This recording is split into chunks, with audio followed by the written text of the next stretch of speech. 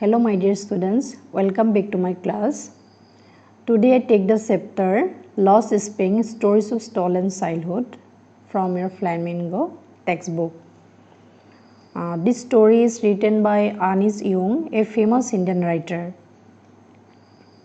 Let me tell you a few lines about the author. Anis Young belongs to a very well-to-do family in Hyderabad, and she took her education both in India and abroad. She is a famous journalist, columnist, and an author of several books. Her most famous book is Unveiling India, a travel diary. ছাত্ৰ ছাত্ৰীসকল আজি তোমালোকৰ lost spring পাঠটো মই অলপ বুজাবলৈ চেষ্টা কৰিছোঁ আৰু এই পাঠটো লিখিছে আনিছ ইয়ং নামৰ এগৰাকী লেখকে আৰু তেওঁ অতি এগৰাকী জনপ্ৰিয় কলমনিষ্ট আৰু এগৰাকী সাংবাদিক আৰু কেইবাখনো কিতাপৰ তেওঁ লিখক আটাইতকৈ তেওঁৰ জনপ্ৰিয় কিতাপখন হৈছে আনভেইলিং ইণ্ডিয়া এখন ট্ৰেভেল ডায়েৰী য'ত তেওঁ মুছলমান নাৰী সমাজে সন্মুখীন হোৱা বিভিন্ন প্ৰত্যাহ্বান আৰু সমস্যাৰ কথা তেওঁ এই গ্ৰন্থখনত লিখিছে আৰু লষ্ট স্প্ৰিং চেপ্টাৰটো তেওঁৰ lost spring stories of stolen childhood নামৰ কিতাপখনৰ পৰা অনা হৈছে আৰু এই কিতাপখন তেওঁৰ ক্ষেত্ৰ অধ্যয়নৰ ওপৰত ভিত্তি কৰি লিখা কিছুমান সঁচা কাহিনীক বাস্তৱ কাহিনীক তেওঁ ইয়াত উপস্থাপন কৰিছে আৰু এই এক্সট্ৰেক্টটো তেওঁৰ lost spring stories of stolen childhood নামৰ কিতাপখনৰ পৰা তুলি অনা হৈছে lost spring stories of stolen childhood তোমালোকে পাঠটোৰ শিৰোনামটো খুব ভালকৈ চাবা lost spring stories of stolen childhood what is the significance of the title শিৰোনামটোৰ তাৎপৰ্য কি লষ্ট স্প্ৰিং আমি যদি অসমীয়ালৈ ভাঙনি কৰোঁ হেৰুৱা বসন্ত এটা spring here symbolizes the childhood period স্প্ৰিংটো ইয়াত কাক বুজাইছে শৈশৱ কালটোক বুজাইছে ল'ৰালি কালটোক বুজাইছে আৰু লষ্ট স্প্ৰিং মানে ল'ৰালি কালটো কাৰোবাৰ মানে হেৰাই গৈছে কোনোবাই মানে ল'ৰালি কালটো হেৰুৱাইছে আকৌ ছাবটাইটেলটো চাবা stories of stolen childhood stolen someone has stolen their childhood কোনোবাই তেওঁলোকৰ সেই ল'ৰালি কালটো শৈশৱ কালটো বা ল'ৰালি বা শৈশৱ কালৰ যিখিনি মাদকতা যিখিনি সৌন্দৰ্য সেইখিনিক মানে কি কৰিছে কাঢ়ি লৈছে বা চুৰ কৰিছে এতিয়া আমি এই ষ্টৰিটোত lost spring stories of stolen childhood এই পাঠটোত আমি দুটা ষ্টৰি পাম the first story entitled as sometimes I find a rupee in the garbage প্ৰথম ষ্টৰিটো হৈছে sometimes I find a rupee in the garbage কেতিয়াবা জাবৰৰ দমত মই এটকা পইচা বিচাৰি পাওঁ এতিয়া এই ষ্টৰিটো পঢ়িবলৈ যাওঁতে আমি আপোনালোকক মই দুটামান কথা কৈ ল'ব বিচাৰিছোঁ you might have seen the movie Slumdog Millionaire তোমালোকে চাগে Slumdog Millionaire চিনেমাখন চাইছা য'ত তাত স্লাম এৰিয়া বস্তি অঞ্চলত বাস কৰা এজন কিছুমান কিশোৰ কাহিনী ল'ৰা ছোৱালীৰ কাহিনী তাত দেখুওৱা হৈছে আৰু স্লাম এৰিয়া মানে বস্তি অঞ্চল চহৰত বেছি এইবিলাক দেখা যায় আমাৰ গাঁও অঞ্চলত ইমান নাই য'ত মানে তেওঁলোকে বস্তি স্লাম এৰিয়াবিলাকত থাকে কোন থাকে বুলি কৈছে ৰেগ পিকাৰ্ছবিলাক থাকে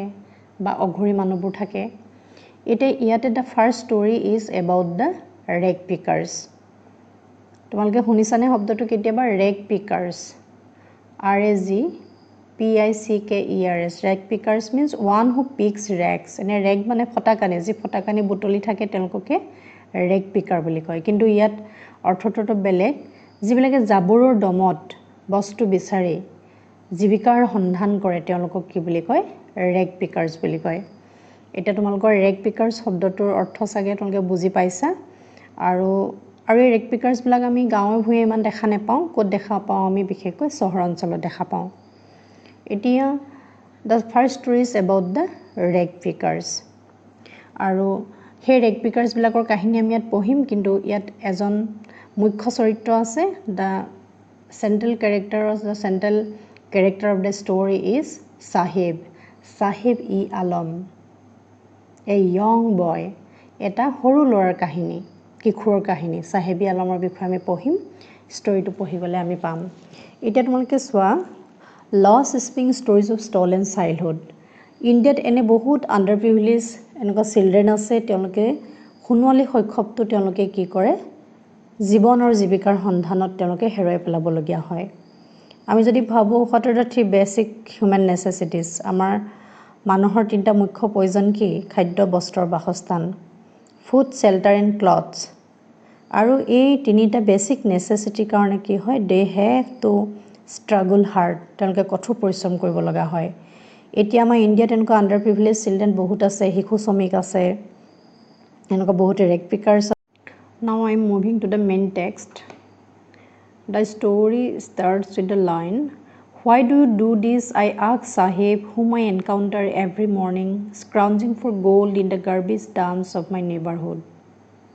Sahib left his home long ago, said amidst the green fields of Dhaka, his home is not even a distant memory. The author Anis Young encounterments meet Sahib every morning. When Sahib is searching for gold in the garbage. Searching for gold. লেখিকাই চাহেবক কেতিয়া লগ পায় প্ৰত্যেক ৰাতিপুৱাই যেতিয়া চাহেবে জাবৰৰ দমৰ মাজত সোণ বিচাৰি থাকে স্ক্ৰাউঞ্জিং মিন্স চাৰ্চিং এটা গোল্ড ইয়াত প্ৰতীকী অৰ্থত ব্যৱহাৰ হৈছে গোল্ডটোৱে সোণে ইয়াত কি বুজাইছে জাবৰৰ দমত চাহেবতে বিচাৰি পোৱা বস্তুবিলাকক বুজাইছে Saheb left his home long ago চাহেবে তাৰ ঘৰ বহুদিনৰ আগতে এৰি আহিল আৰু তাৰ ঘৰ ক'ত আছিল বুলি কৈছে amidst the green fields of Dhaka ঢাকাৰ সেই ধুনীয়া সেউজীয়া পথাৰবিলাকৰ মাজত আছিল আৰু বহু পুৰণি স্মৃতিও নহয় সেই ঘৰ এৰি অহা কথাটো বহু পুৰণি স্মৃতিও নহয় Why did Sahib leave his home? চাহেবে কি কাৰণে ঘৰ এৰি আহিল কৈছে ইয়াত There were many storms that swept away their fields and homes. Means storm and floods washed away their homes and fields. ধুমুহাৰ বানপানী সিহঁতৰ ঘৰ আৰু শস্যৰ পথাৰ উটুৱাই নিলে That's why they left looking for gold in the big city where he now lives. আৰু সেইবাবে চাহেবতে they left their home back in Dhaka and come to the city in search of food and shelter. সেইবাবে ঢাকাৰ সিহঁতে ঘৰ এৰি আহি এখন চহৰত সিহঁতে বাসস্থান কৰিছেহি কিহত খাদ্য বস্তুৰ সন্ধানত এতিয়া দ্য অথৰ এনকাউণ্টাৰ চাহেব আমি গম পালোঁ প্ৰত্যেক ৰাতিপুৱাই চাহেবক লগ পাই চাহেবে যেতিয়া জাবৰৰ দমত সোণ বিচাৰি থাকে মানে চাহেবে যে ৰেক পিকাৰ জাবৰৰ দমত সি বস্তু খুচৰি থাকে এতিয়া লাহে লাহে দ্য অথৰ ডেভেলপ সম কমিউনিকেশ্যন উইথ চাহেবৰ লগত কিছু কথা পাতিব আৰু কথা পাতি the author asked him, why do you do this? And why don't you go to school? লেখকে সুধিব তুমি কি কাৰণে স্কুল নোযোৱা তেতিয়া চাহেব replies, there is no school in my neighborhood. মোৰ ঘৰৰ কাষত কোনো তেনেকুৱা স্কুল নাই যেতিয়া আনিছ ইউঙে চাহেবক সেই কথাটো সুধিছিল তেতিয়া আনিছ ইউং নিজে তেওঁ ভাবিছিল যে চাহেবৰ কাৰণে এটা ৰেক পিকাৰ কাৰণে স্কুললৈ যোৱাটো এটা এটা সপোনৰ বাদে আন একো নহয় দেন দ্য অথৰ জকছ উইথ চাহেবৰ লগত অলপ ধেমালি কৰিলে if I start school will you come মই যদি এখন স্কুল খোলোঁ তুমি আহিবানে তেতিয়া চাহেবে কৈছিলে যে স্মাইলিং ব্ৰডলি দাঁতকেইটা উলিয়াই খুব মুকলিকৈ হাঁহি চাহেবে কৈছিল যে যদি তেনেকুৱা স্কুল পাওঁ মই আহিম দ্য অথৰ চেজ দেন তেতিয়া ক'লে যে it takes longer to build a school এখন স্কুল বনাবলৈ বহুত দেৰি লাগে আৰু next time when the author meet Saheb she feels embraced as she did not give her promise চাহেবক আকৌ যেতিয়া নেক্সট বাৰ লগ পালে অথৰে নিজেই মানে তেওঁ লাজপৰ নিচিনা হৈছে কি কাৰণে অথৰক তেওঁ এটা প্ৰমিছ প্ৰতিজ্ঞা কৰিছিল যে মই এখন স্কুল বনালে তুমি আহিবানে সেই প্ৰমিছটো তেওঁ ৰাখিব নোৱাৰিলে তেওঁ কৈছে যে but promises like mind abound in every corner of his bleak world চাহেবৰ সেই অন্ধকাৰ পৃথিৱীখনত প্ৰতি চুকে কোণে সকলো মানুহেই সিহঁতক কি কৰে তেনেকুৱা প্ৰমিছ দিয়ে মানে actually they are like vote bank চৰকাৰে সিহঁতক ভোট বেংক হিচাপে ব্যৱহাৰ কৰে they give them various promises but they did not keep it বহুত তেনেকুৱা প্ৰতিজ্ঞা দিয়ে আমুক কৰিম তেওঁলোকক তেনেকুৱা আশা দিয়ে স্বপ্ন দিয়ে কিন্তু সেইবিলাক একো নকৰে After months of knowing him I asked him his name Sahibi Alam কিছু মাহ ধৰি সাহেবক লগ পোৱাৰ পিছত লিখকে নামটো সুধিলে সাহেবি আলম বুলি ক'লে He announces he does not know what it means If he knew its meaning Lord of the universe he would have a hard time believing it সাহেবৰ নামটো কি ক'লে সাহেবি আলম বুলি ক'লে সম্পূৰ্ণ নামটো কিন্তু সাহেবি আলমৰ অৰ্থটো উৰ্দু অৰ্থটো কি হৈছে লৰ্ড অফ দ্য ইউনিভাৰ্স বিশ্ব ব্ৰহ্মাণ্ডৰ স্ৰষ্টা কিন্তু সাহেবে নিজৰ নামটো যদি হি অৰ্থ বুজি পায় হি বিশ্বাস কৰিবলৈ টান পাব কিয় why because in reality he is a poor rag picker বাস্তৱত সাহেব কি হয় এটা দুখীয়া এটা হি ৰেগ পিকাৰ হয় যি জাবৰ দমত খাদ্য বস্তু বা অন্যান্য বস্তুৰ সন্ধান কৰি ফুৰে So his name carries an irony তাত এটা শ্লেষ আছে সাহেবৰ নামটো যেটো অৰ্থ বহন কৰে তাৰ বাস্তৱ জীৱনৰ লগত হি সম্পূৰ্ণ উল্টা Unaware of what his name represents he roams the streets with his friends an army of barefoot boys who appear like the morning birds and disappear at noon সাহেব এটাৰ নামটো অৰ্থ নাজানে আৰু নাজানি হি এজাক লৰাৰ লগত বেয়াৰফুট বয়জ উদং ভৰিয়ে থকা এজাক লৰাৰ লগত হি কি কৰে সেই ৰাস্তাবিলাক ঘূৰি ফুৰে উদ্দেশ্যবিহীনভাৱে হি ঘূৰি ফুৰে আৰু হিহঁতে হেৰেক পিকাৰ্ছবিলাক ৰাতিপুৱা চৰাই জাকৰ দৰে ওলাই আৰু দুপৰীয়া হিহঁতে নাইকিয়া হৈ যায় Over the months I have come to recognize this of them আৰু মাহ বাগৰি যোৱাৰ লগে লগে আনি সিংহে সাহেবতৰ লগৰ সকলোৰ নাম তেওঁ চিনি পোৱা হ'ল এতিয়া আমি ষ্টৰীটোত পালো সাহেবি আলমৰ কাহিনীৰ ষ্টৰীটো আৰম্ভ হৈছে এতিয়া my questions are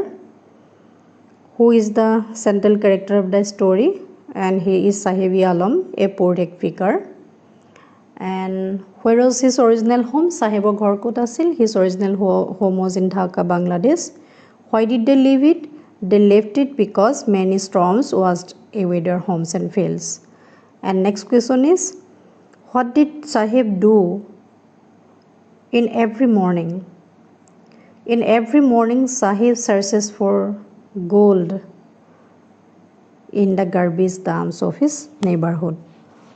gold here means the valuable things that a rag picker picks from the garbage these are the questions and এটা মই যিমান দখৰলৈকে পঢ়ালো এইকেইটা কোৱেশ্চন তোমালোকৰ উদ্ভৱ হৈছে আৰু নেক্সট কোৱেশ্চনটো আছে what is the irony inherent in his name সাহেবৰ নামটোত কি irony আছে his name carries an irony his full name is Sahebi Alam the meaning of it is Lord of the universe but in reality Saheb is a poor barefoot rag picker his present real life is a contrast to the meaning of his name এইকেইটা question arise হৈছে ইমানলৈকে আৰু তোমালোকৰ any doubt থাকিলে মোক WhatsAppত সুধিবা thank U